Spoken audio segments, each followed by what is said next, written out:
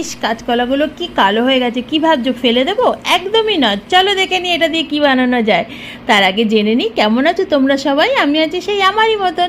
কাঁচকলাগুলো ভালো করে ধুয়ে ডুমো ডুমো করে কেটে প্রেসারে নিয়ে নিয়েছি। তার মধ্যে দিয়ে দেবো 2 টুকরো আলু, আর দেবো পরিমাণ মতন একটু নুন আর হলুদ।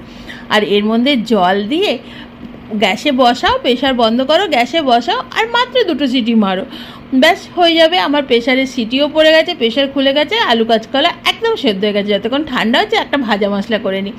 তার মধ্যে জিরে, ধনে, শুকনো লঙ্কা, ছোটো এলাচ দিয়ে ভাজা মশলাটা করে আধ বাটা করে গুঁড়ো করে নেবো।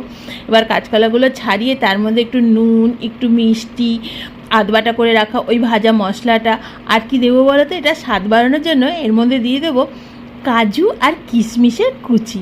দারুণ লাগে কিন্তু খেতে এটা দিলে। আর এর মধ্যে দিয়ে দেবো আমি পনিরটা আমি প্রথমে হাতে ম্যাশ করে দিচ্ছি, যখন এটা ভালো করে মাখবো তখন পুরোপুরি মিশে যাবে।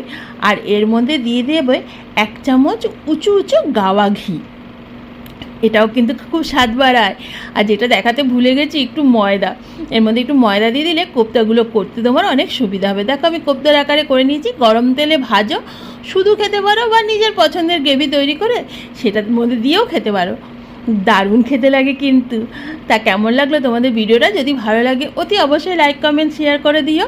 আর এইভাবেই মায়ের রান্নার পাশে থেকো। আজ তাহলে আসি, টাটা।